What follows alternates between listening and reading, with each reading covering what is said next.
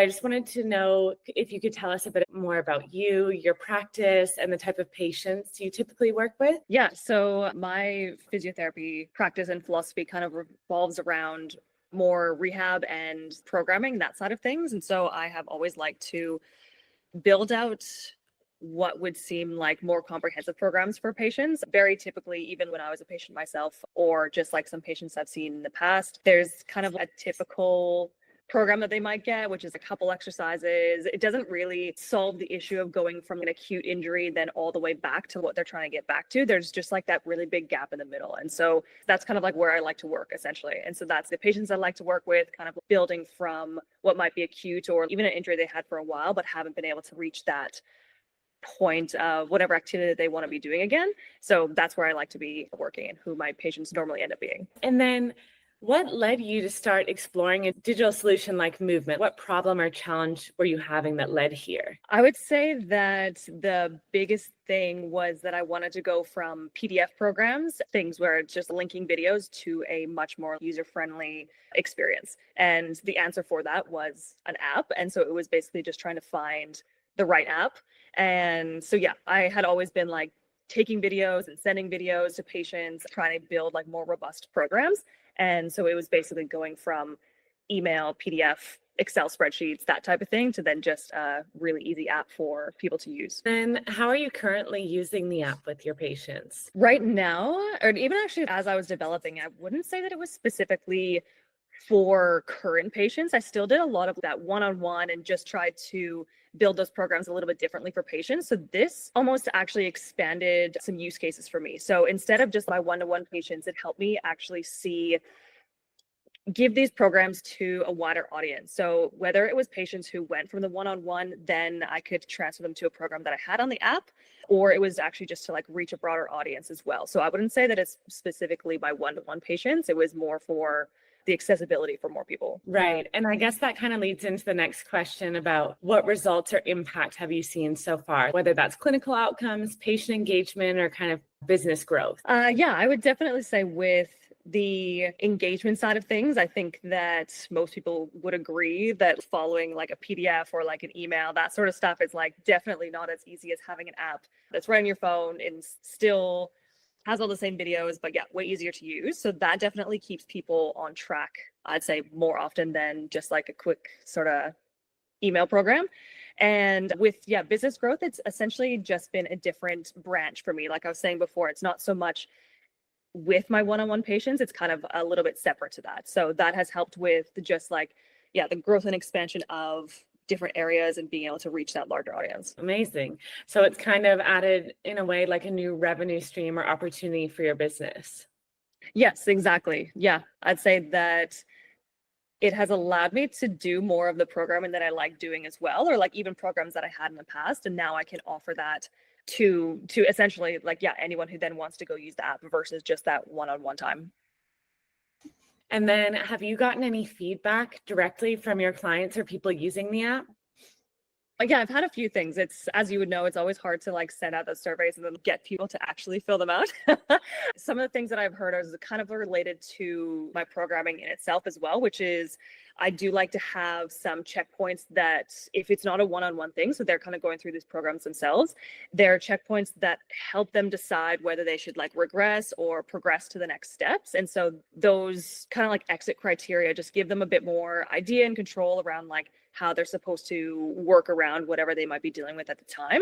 So that has got some very positive feedback. And even just then the videos as well. It's just very easy to, and I mean, I'm in all my videos, so they're still like interacting with me essentially versus just like a general YouTube video. So all of those, being able to upload them super easily from my own YouTube has been positive in that sense too from users. That's great to hear. And I guess you've spoken about this a little bit, but has Movement changed how you work or what you're able to offer to patients? Yeah, it's similar to like what we had said earlier. It's definitely allowed me to reach like that broader audience so that I can still give them quality programs that like I can trust, that still build up from what I think would be kind of like acute sort of injuries to that mid stage to that later stage.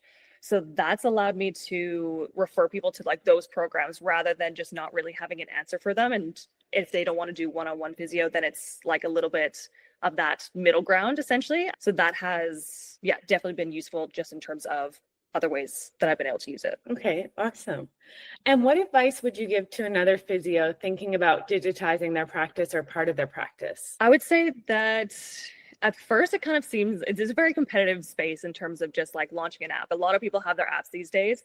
And for me, it wasn't really just about like adding to that space specifically. It was more about how can I reach my patients or the audience that I already had. So that's probably where I'd start, is that like for me, it worked because I had some in-person patients that went virtual. I had some virtual patients that I could like move on to the app. And then I also had a audience mostly on Instagram as well already. And so that was the group that I was already trying to reach out to. And so having that initially will just make you feel probably like more confident about like launching something like an app, but it definitely just gives you more avenues, more options in terms of just how you want to practice. So it's definitely worth looking into for physios or trainers, anyone kind of in that space. And do you remember how you found movement initially? I was trying to think back on this, and I think I saw someone else using it perhaps, but I did do a lot of background research just on like apps in general and like where I could put this idea that I had. So it definitely could have been just like a random person on Instagram who had posted about their app, and I was like, okay, cool, what are you using? And then I probably just did a little bit more research behind that. Yeah, I was curious. And how did you find the actual experience of building your app with movement? I found it pretty simple. I already had all or like a bunch of videos made, or like I had ideas for those videos. So like that part of it was simple for me to then like use those YouTube links and then like put them into movement. So that was easy. And with the drag and drop and like I have used different programs in terms of even just like email builders or those types of things too, which it kind of remind me of that same sense. Yeah, it's just like blocks that you can move around, fill it with your content, and then adjust it as needed.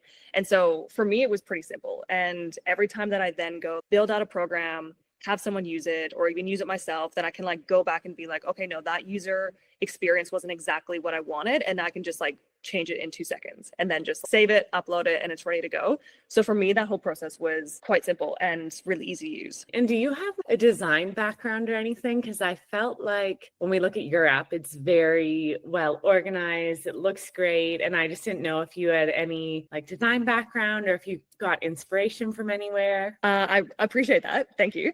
Personally, I don't. My partner does. He is very creative and very brand forward and understands that stuff a lot.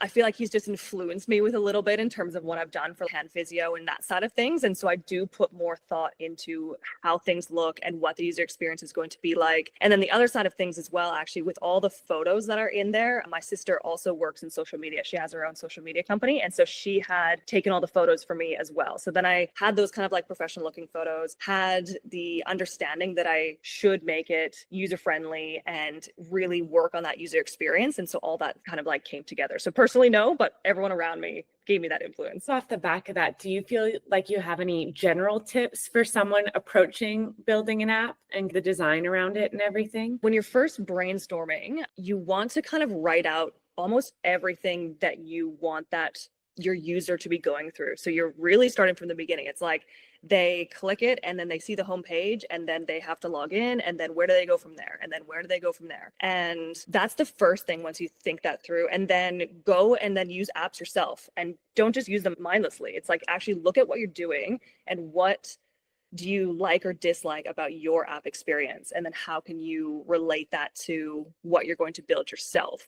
So it sounds super simple, but we just like don't think about those things sometimes because we just use apps all day, every day. So I would say that, yeah, definitely writing those steps out. You just don't realize how many buttons someone has to click or how long they have to scroll for, those types of things, which just might help with a little bit of that usability. Yeah, 100%. Like thinking about the user experience and laying that all out before you maybe approach the actual building and moving things around. Yes. Yeah, exactly. I already had a bunch of programs that I wanted to like put in there first of all. And so that's probably something as well. Like if you don't have the programs already made, it's like, yeah, what sections do you want? What are your offerings? How are you going to map that out for someone as well? So if that's not already thought about too, then definitely write that out and map that out too. Amazing. Those are great tips.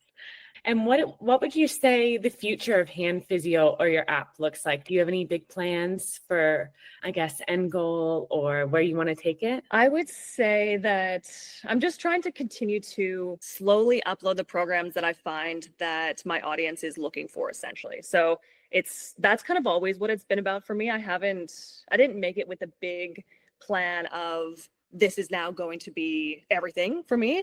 In fact, that was actually a reason that I chose Movement too, is that it was almost like a no risk option. It gave me the platform to really try something that I was like, do I enjoy doing this? Is this something that, yeah, my audience wants or like the patients want? And so that was kind of like that first step. And even now too, it's like, it's at a point where I can work on it for a bit, but then if something in my life is kind of changing, then it's like, okay, well, I don't need to work on it for now. It's just running in the background. There's again, like no risk associated with that. And for now, I kind of have like a backlog of some programs that I want to upload and like things that I have been talking to some Instagram DMs about. And those are programs that now I have like ideas for. And so it's almost just like a slow build. And it's been the same with like my Instagram or any of the videos that and programs that I've made before, is that I always just kind of, for me, it's a positive if I help one person. And so honestly, if it's just like one person's using a program or one person is using the app and they're getting that benefit from it, then honestly, that is okay for me. I thought that's kind of like all that I need it to do for me. Yeah, I totally agree. If one person is being impacted, that wins. So do you think then you'll always kind of maintain that one-to-one or kind of face-to-face stuff along with doing this remotely or online with other people? I'll probably transition, and I have actually a little bit already too. Like I just do virtual now. I don't do in person at all anymore. And so it is just virtual. And so I would say that, yeah, it's just continuing to kind of like go in that direction. I do like some of like the group idea stuff more, but that's like a whole other can of worms that I haven't opened in that sort of sense. So just being able to kind of keep making these rehab programs and then delivering it to that wider audience, that's, yeah, probably just like where I'll stick with it for now. I only have one more question for you, but what surprised you most about using Movement? Probably like the flexibility in the options that I have with the app. So I guess because I hadn't like made one before and I haven't used like other personal training apps, there's like when you're doing your one-to-one client stuff.